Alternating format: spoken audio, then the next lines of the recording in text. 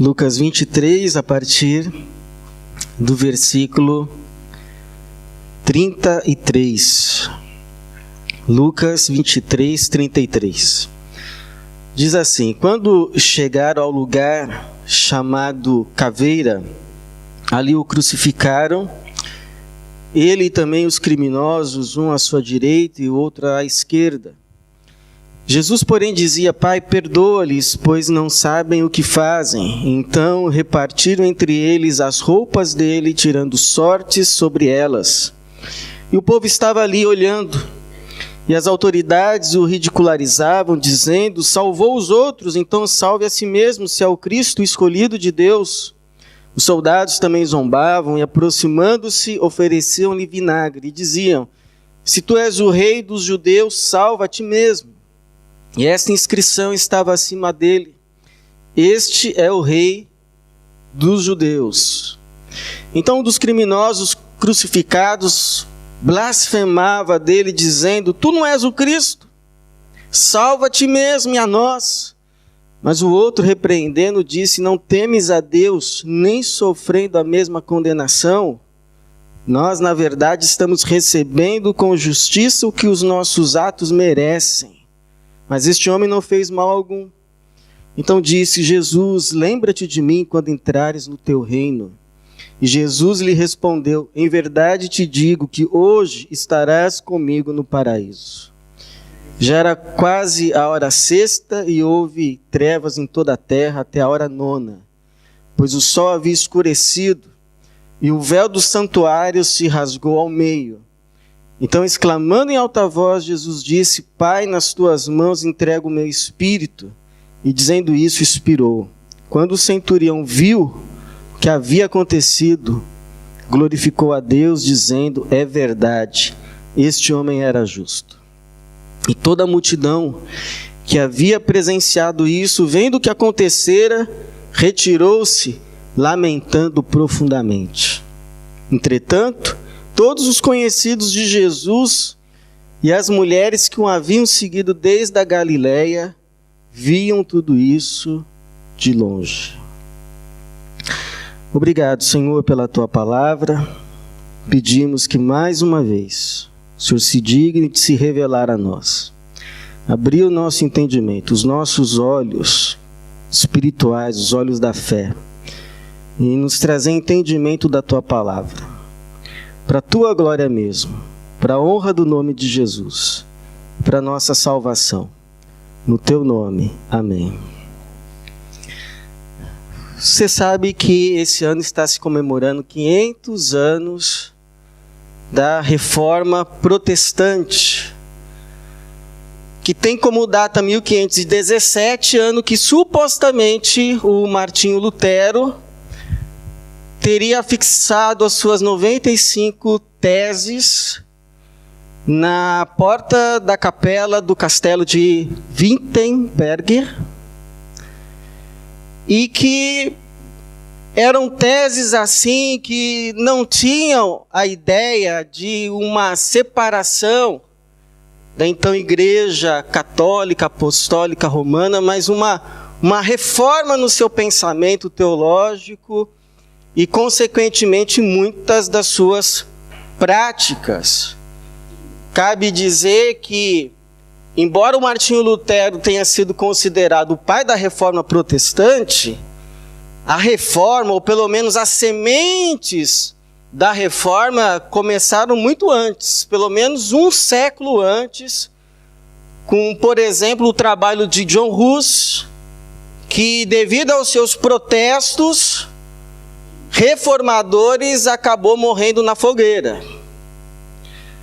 O Martinho Lutero teve mais sorte, não teve o mesmo destino, porque se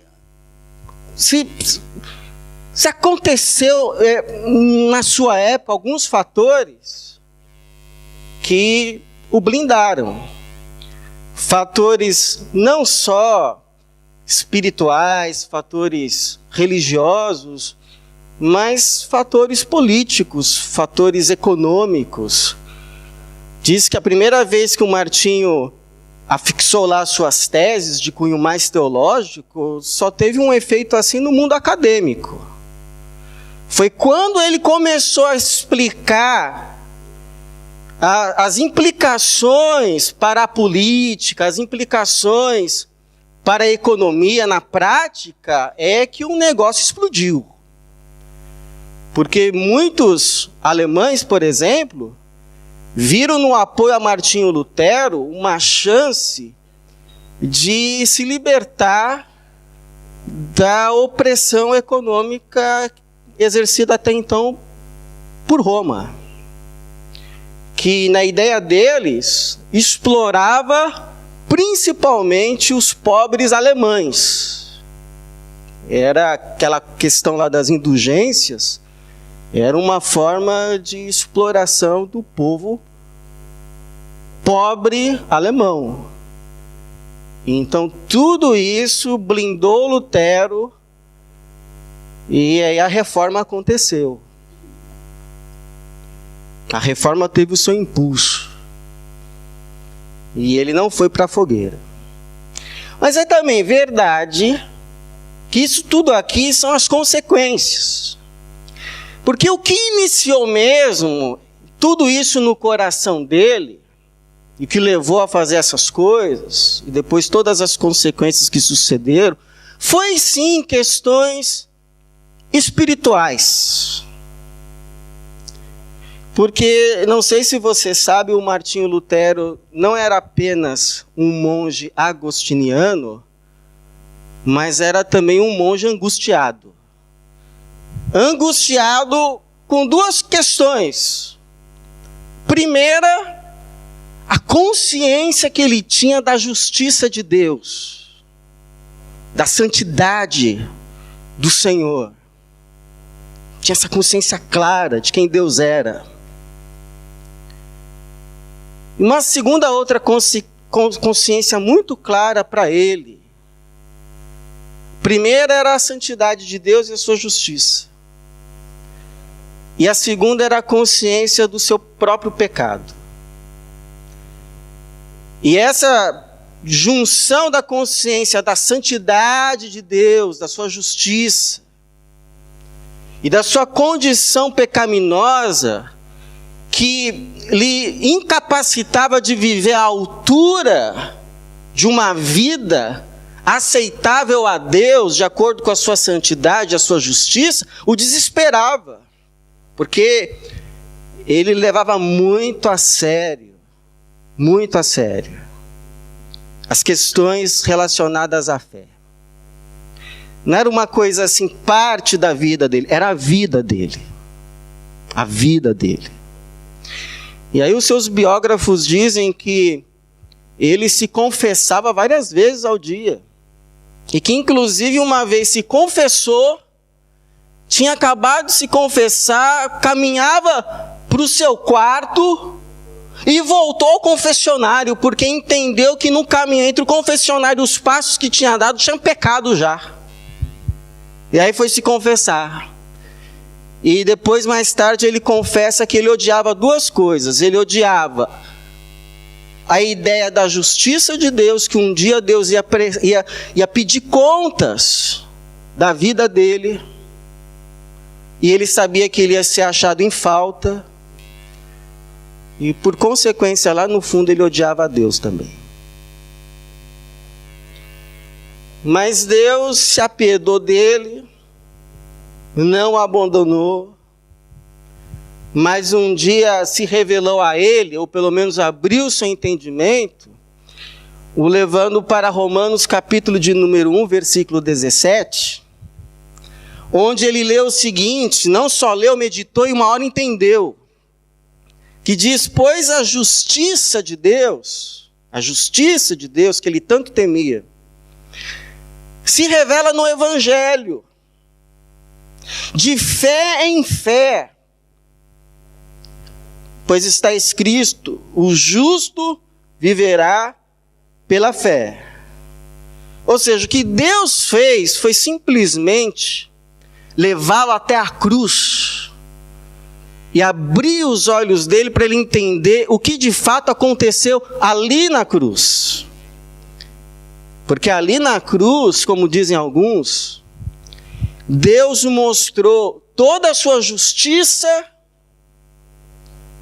porque não deixou nenhum pecado impune, castigou todos os pecados, inclusive os meus e os teus, mas mostrou também todo o seu amor e a sua graça, porque não castigou todos esses pecados em mim e em você, mas castigou todos esses pecados e, portanto, fez justiça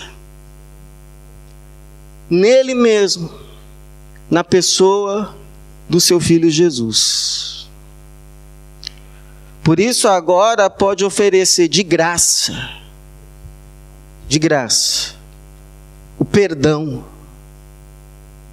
a salvação, a qualquer pessoa que ele queira, porque já está tudo pago na cruz. E ele decidiu fazer isso gratuitamente a qualquer um que pedir, pela fé em Jesus. Ou qualquer pessoa, tenha feito o que for, porque Jesus morreu na pior condenação para salvar o pior pecador, e inclui eu e você também. Qualquer pessoa que se chegar até Deus e dizer: reconheço que errei, que pequei, mas eu peço o teu perdão, confiado no sacrifício de Jesus, o seu sangue ali derramado por mim naquela cruz, e o perdão acontece. Então foi mais ou menos isso o que o Martinho viu quando Deus mostrou para ele em Romanos 1,17 a cruz. E aí ele diz assim: eu senti que nasci de novo e que as portas do paraíso se abriram para mim. Esse é o testemunho dele. Então a pergunta que eu te faço nessa noite é a seguinte: se você já olhou para a cruz, e se você olhou, o que você viu nela? O que você vê quando olha para a cruz? Eu vejo algumas coisas. Eu vejo, por exemplo, o cumprimento das Escrituras. Porque muita coisa das Escrituras se cumpriram na cruz. Muitos fatos, por exemplo, o fato de Jesus ter sido crucificado entre dois criminosos, entre dois malfeitores, e ter inclusive intercedido por aqueles que o crucificavam: Pai, perdoa-lhes porque não sabem o que fazem. Estava predito em Isaías, capítulo de número 53, 12, porque derramou a sua vida até a morte, e foi contado com os transgressores, mas ele levou sobre si o pecado de muitos, e pelos transgressores intercedeu. O fato de, na cruz, Jesus ser insultado, ter sido pregado e ter tido as suas roupas divididas entre soldados que tiravam sortes, predito em Salmo capítulo de número 22, a partir do 12, que diz: muitos touros me cercam, fortes touros de Bazã me rodeiam, abrem a boca contra mim, como um leão que despedaça e ruge. Pois cães me rodeiam, um bando de malfeitores me cerca. Perfuraram minhas mãos e os pés. Repartem entre si as minhas roupas e tiram sortes sobre a minha túnica. Agora, o que é surpreendente, que chama atenção, é que as autoridades, tudo bem, os soldados não terem visto, Tudo bem os ladrões não terem visto, a multidão não ter visto. Mas as autoridades religiosas de Israel conheciam esses textos todos. Essas profecias se cumprindo ali, diante deles. E eles simplesmente não viam. Não viam. Conheciam todos esses textos e outros. Se cumpriam debaixo das barbas deles. Mas não viram. Não viram. E por que não viram? Por pelo menos duas coisas. Primeiro, por causa da tradição religiosa deles.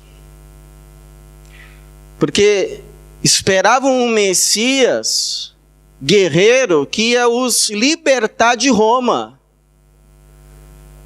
E essa visão de Messias guerreiro que ia libertá-los de Roma não combinava com aquele Messias crucificado por Roma. Então a visão de um falso Messias lhes impediu de ver o verdadeiro Messias. E nessa quinta-feira a gente estava discutindo, entre muitas outras coisas, que as nossas crenças a respeito do que a Bíblia fala, mas na verdade ela não fala, nos impede de ver o que de fato ela fala. Está cheio de crendice no nosso meio, cheio. Então tem gente que conhece muito de tradição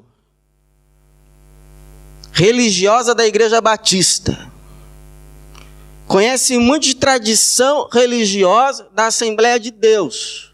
Conhece muito tradição de igreja presbiteriana. Mas de Bíblia mesmo, conhece bem pouco. Quase nada. Para não falar nada. Mas fala. Como se conhecesse muito.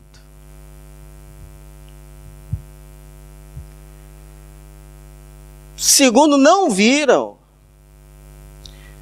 Porque para ver o que o Espírito inspirou nas Escrituras, é necessário da iluminação do Espírito para se entender as Escrituras. Porque senão a gente não vê nada. Não vê nada. É igual uma vez Tatiana foi numa médica e levou a caderneta de vacinação das crianças. E aí a médica pegou assim, folheou e deu o veredito, disse, igual a Bíblia, muito bonito, mas não diz nada. Eu fico pensando, uma médica, capacidade intelectual para entender não falta, mas abre a Bíblia e não enxerga nada. E não ouve nada, e para ela não diz nada, porque ela não vê nada. Porque não é uma questão só intelectual, é uma questão espiritual. O Espírito precisa iluminar. É por isso que o apóstolo Paulo vai dizer assim, que as coisas do Espírito se discernem espiritualmente. Por isso que quando a gente vai às Escrituras, a gente precisa humildemente orar, como orou o salmista no Salmo 119. Senhor, abre, desvenda os meus olhos, para que eu veja as maravilhas da tua lei. Porque senão a gente não enxerga. O Espírito que inspirou as Escrituras precisa nos lançar luz. Então a gente vê. O que antes de Cristo a gente não via. Agora a gente vê. E a gente pode dizer, eu era cego e agora vejo. Agora vejo. Louvado seja o Senhor, que um dia abriu os olhos, os nossos olhos, e nos trouxe para a sua maravilhosa luz. Segundo, eu olho e vejo na cruz a vitória de Jesus. Porque se teve uma coisa que Jesus sofreu na cruz foi tentação de descer da cruz. Inclusive, um escritor chamado John Russo escreve assim, que Jesus, ele não fez o que todo mundo faz se pode.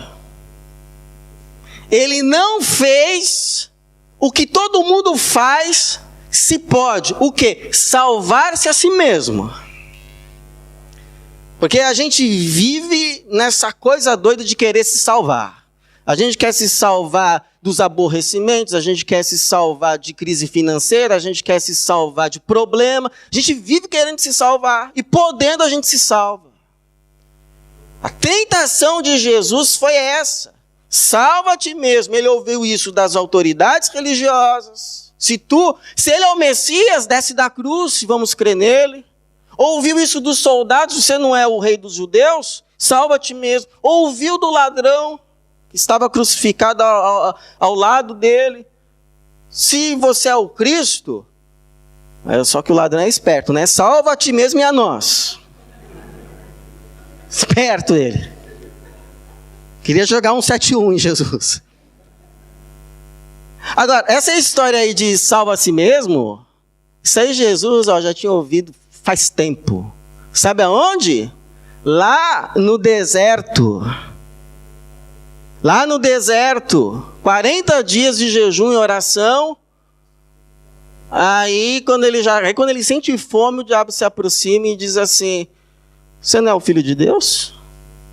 O mesmo se tu és, que ele está ouvindo agora, da boca dos religiosos, da boca dos soldados, da boca do ladrão, ele ouviu lá no começo do ministério dele. Se tu és o filho de Deus, transforma essas pedras em pães. Ou seja, se salve. Você não percebeu que já passou 40 dias e você vai morrer? Você não acha legítimo usar o seu poder para salvar você mesmo nessa circunstância? E era assim uma tentação das mais engenhosas, né? Porque se Jesus desce da cruz, ele salva a si mesmo, mas já não pode mais ser o nosso Salvador. Porque a nossa salvação dependia dele ficar na cruz e oferecer a sua vida como pagamento aos nossos pecados, porque o salário do pecado é a morte. Ele sofreu a pior condenação para poder salvar o pior pecador.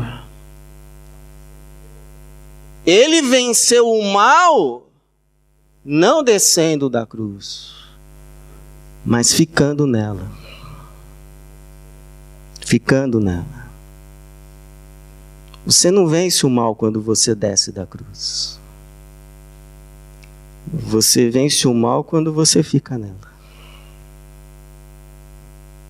Por isso eu te pergunto, você já foi tentado a descer da cruz? Mas sabe qual é o nosso problema? Que a gente confunde cruz com tipo assim, entre aspas, de karma. Então eu já vi muita gente, inclusive no nosso meio, dizendo assim, essa dor nas costas é minha cruz. Ou essa rebeldia do meu filho é minha... Não, isso aí não é cruz, gente. Cruz. Por que isso aí não é cruz? Porque você não pode largar, você não está nas tuas mãos se livrar disso. Isso aí você pode chamar, se você quiser uma terminologia bíblica, de espinho na carne. Das aflições que a gente padece por estar nesse mundo decaído. Mas cruz não é. Cruz é algo que você assume por amor a Deus. E que você pode deixar a qualquer momento. Inclusive hoje. Por isso que Jesus disse: aquele que quiser vir após mim, negue-se a si mesmo e tome a cada dia a sua cruz. Ou seja, acordar a cada dia e dizer: hoje, mais esse dia eu vou seguir Jesus. Cadê minha cruz mesmo? Ah, está aqui. Pôr nas costas e seguir. Então, por exemplo, para um vendedor que sabe assim: puxa, se eu não contasse a verdade, ou pelo menos não dissesse toda a verdade, eu lucrava mais. Aliás, o fulano vive ganhando promoção porque na hora de vender ele mente a beça. O povo cai na dele, ele vende, só que ele não conta o que está lá nas letrinhas pequenas. Eu, por temor a Deus, conto. E por isso eu vendo menos. Eu podia parar com isso hoje, mas sabe por que eu não paro? Porque eu estou seguindo Jesus. A verdade é a cruz. Podia tirar hoje e seguir no caminho da mentira. Mas eu sei quem eu estou seguindo. Eu estou seguindo Jesus. E o caminho dele é no caminho da verdade. Então dá aqui a minha cruz. Pode ser uma mulher que sofre em casa por causa da sua fé. Teria assim paz se deixasse de seguir Jesus. Mas ela fala: não, eu sei em quem tenho crido, sei que é poderoso, e sei que a salvação da minha família depende de eu continuar seguindo o Nazareno. A cruz dela é a fé. E ela então toma, todo dia. Um jovem que sabe assim, que se ele entrasse assim num esquema, numas coisas assim, ele ia ter muito mais popularidade, ia ser mais querido, ia ser mais aceito, ia ter mais amigos, ia ser mais enturmado, ia ser mais respeitado, ia ser melhor visto pelos outros, do convívio dele, do ambiente. Só que ele sabe que ele não faz, porque ele tem assim um compromisso com aquele que se tornou o melhor amigo dele, o verdadeiro amigo dele, que morreu por ele. Então, às vezes, ele sabe o preço que ele paga, de às vezes ser deixado meio assim, ó, de lado. Mas ele sabe que não está sozinho. A cruz dele é o compromisso assumido com o crucificado, ressuscitado. E aí quando ele vai para a escola, ele sabe que ele entra lá carregando a cruz do compromisso. Podia deixar, seria mais fácil a vida. Mas ele toma a cruz a cada dia. Agora, por que vale a pena carregar a cruz? Porque você perde muita coisa na cruz, mas você vai perder mais se descer dela. Vai perder mais. Igual um filme uma vez eu assisti de Jesus na cruz, lá naquela agonia, e uma hora chegou um anjo e diz assim: Jesus, pode descer da cruz. Como assim? Foi para isso que eu vim? Não. Você acha que o seu pai quer que você sofra assim? Seu pai que te ama pode descer da cruz. Um anjinho, bonitinho. Aí Jesus desce. No filme, viu? Não é na Bíblia, não. No filme. Aí Jesus desce. E aí passa assim os anos, muitos anos. Aí a cena mostra Jesus já casado, numa casa legal. Filhos, as crianças correndo pela casa, não sei o que e tal. E aí, numa hora assim, ele sai um pouquinho de casa e aquele mesmo anjo que tinha aparecido para ele, dizendo para ele descer da cruz, aparece de novo para ele. E aí fica olhando assim, e aí no meio do diálogo fala: sabe quem eu sou? O diabo. E aí Jesus acorda. Ele ainda está na cruz. O filme se chamava A Última Tentação de Cristo. Por isso que o Paulo, ele escreve assim, que Jesus lá na cruz, tendo despojado os principados e as autoridades, triunfou sobre eles na cruz. Então, cuidado com o caminho fácil. Não existe, ouça bem, não existe vida cristã sem cruz. Vida cristã sem cruz é evangelho do anjinho, entre aspas, que manda descer da cruz. Porque o Papai do Céu ama. Cuidado.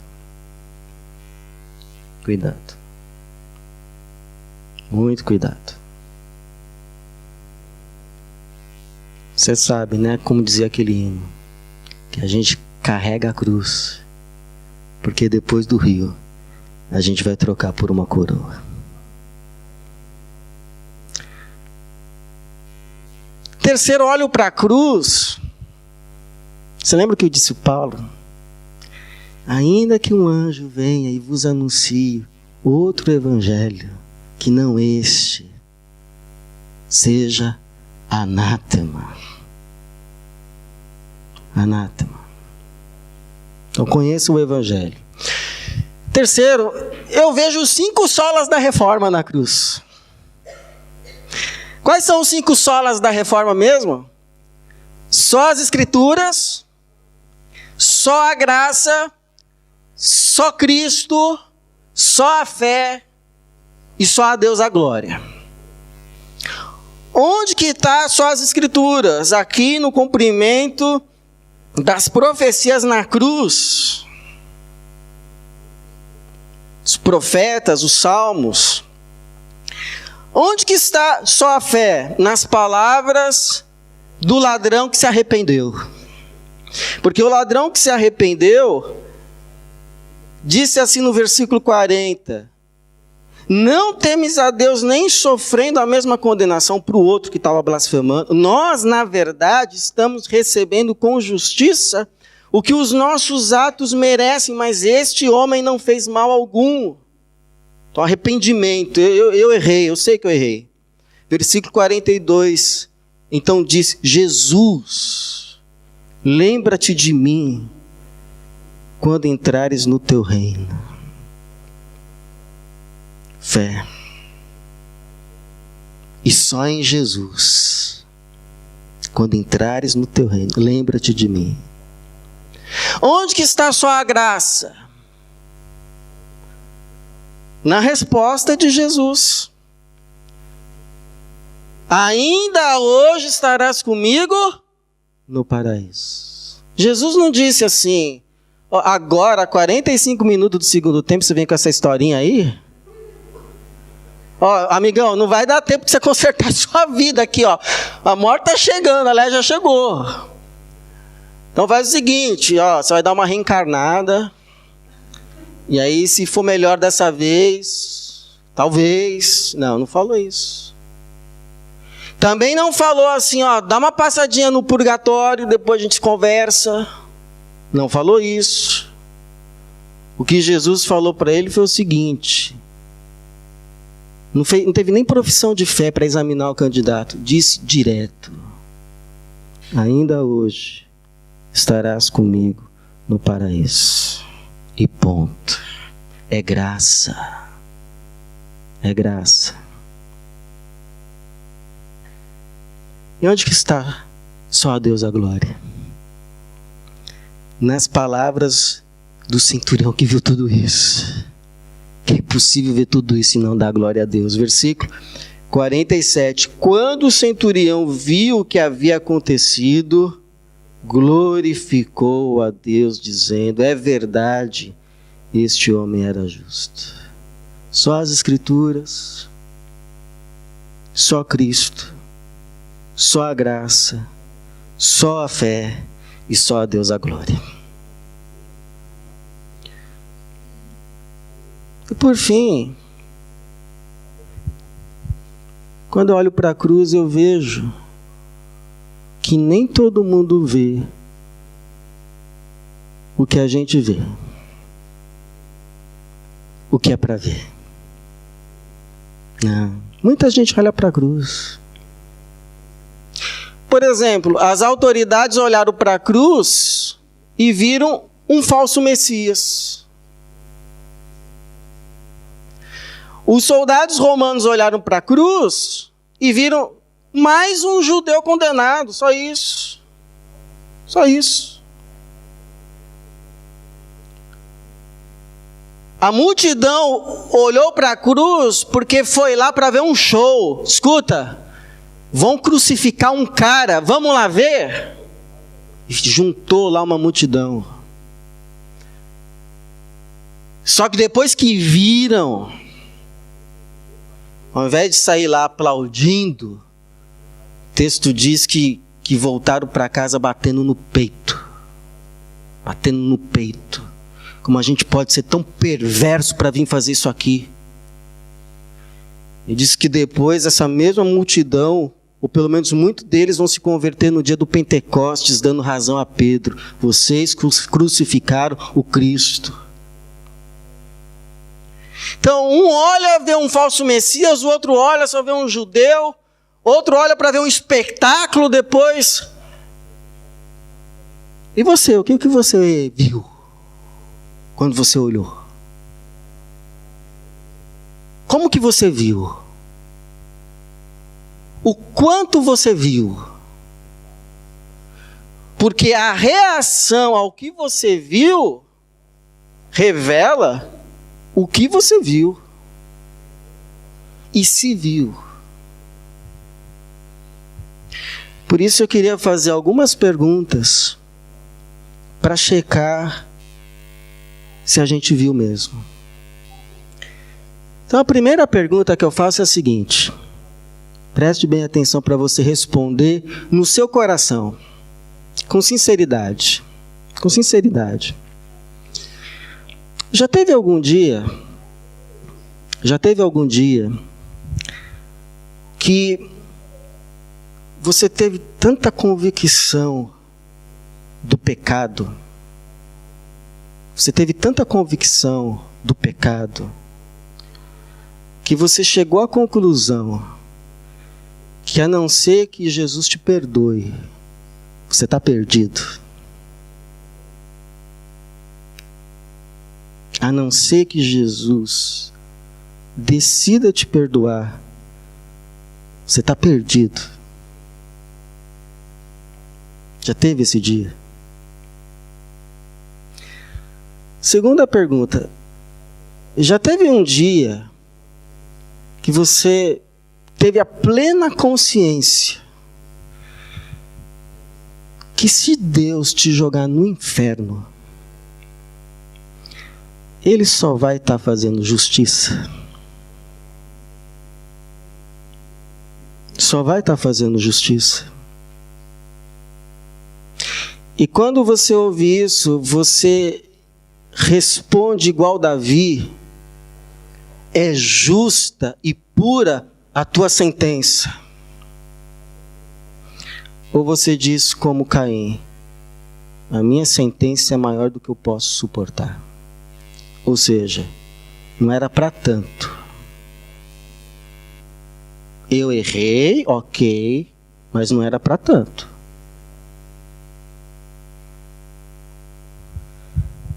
E terceiro,